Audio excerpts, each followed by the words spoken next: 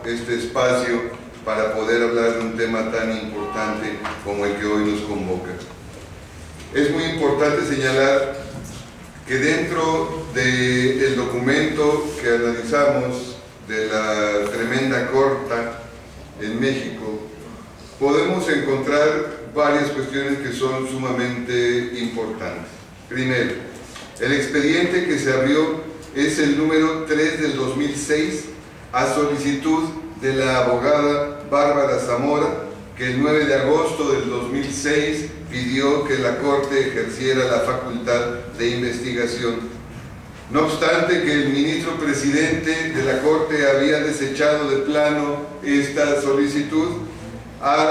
fue el ministro Genaro David Góngora Pimentel el que hizo suya la propuesta y lo presentó al Pleno para que el Pleno aceptara realizar esta investigación.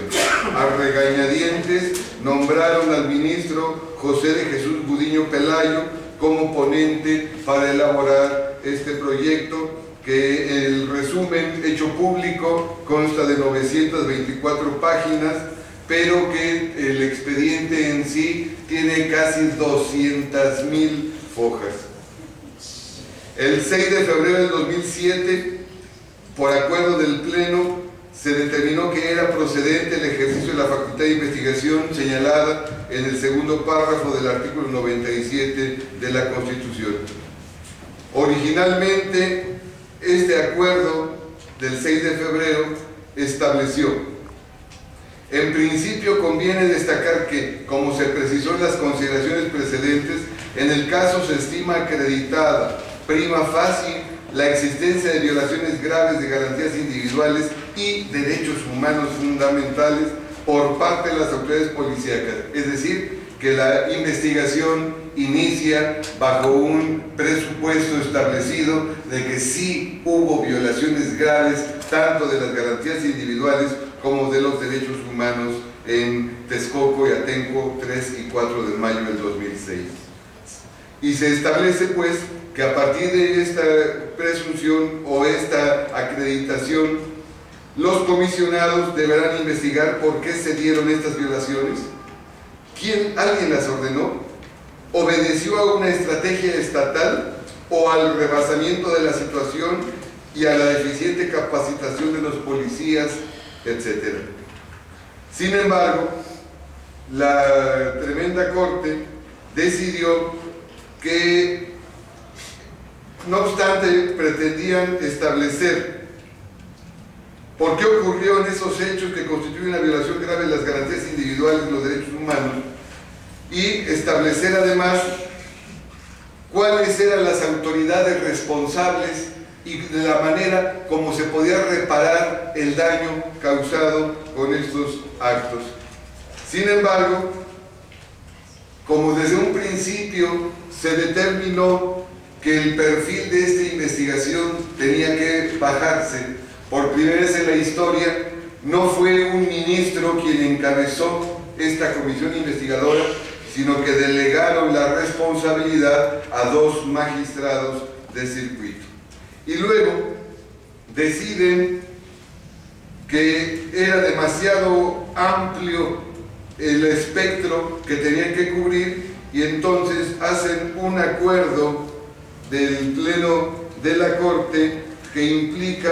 la autorreglamentación, la autolimitación que establece la Corte para investigar. Y así los magistrados designados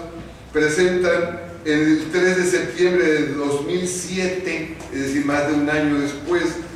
al Pleno de la tremenda Corte, que tiene que establecerse a qué se va a limitar los trabajos investigativos a partir del Acuerdo General 16/2007 de la Corte. El citado Acuerdo General impacta directamente el objetivo de la investigación en el caso Atenco y establece en la regla 5: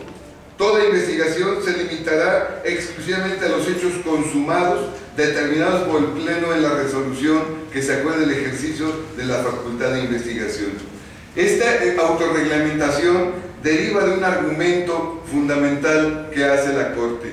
que en los últimos años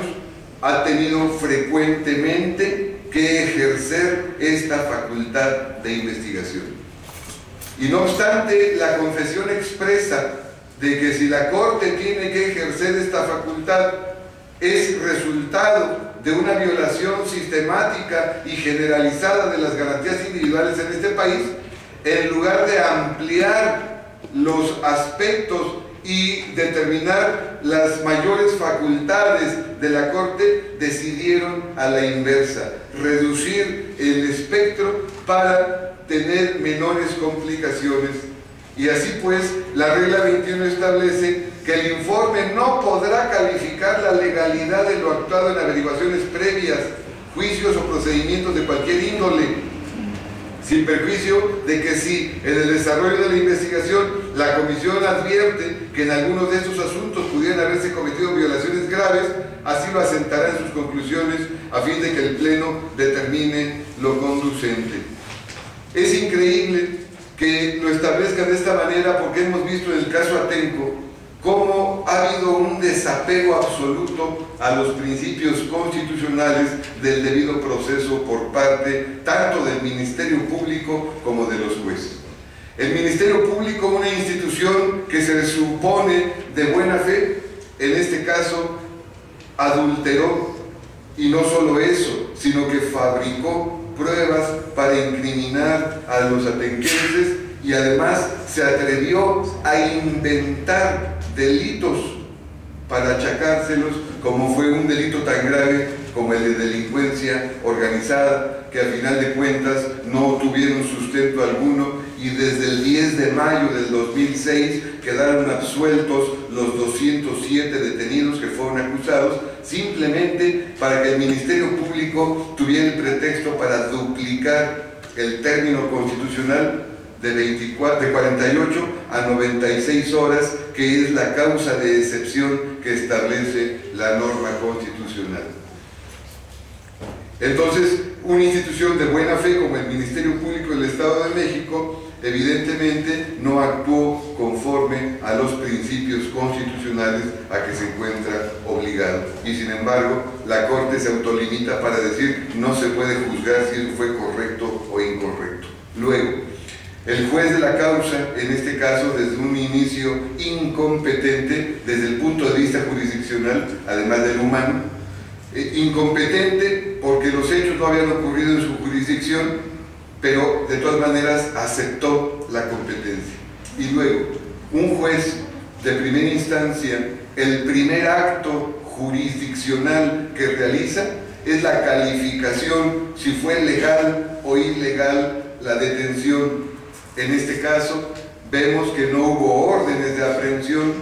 que la gente fue sacada de sus domicilios particulares, y no obstante la evidencia de que esto había sido así, el juez determinó calificar como legales las detenciones. Y ahora la Corte dice, no podemos juzgar si eso fue legal o fue ilegal.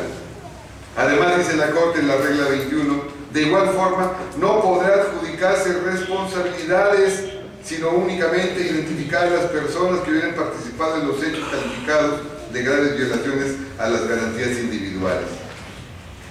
Evidentemente, estas limitantes afectaban el mandato original dado a los magistrados investigadores, y de esta manera la Corte limita el campo de acción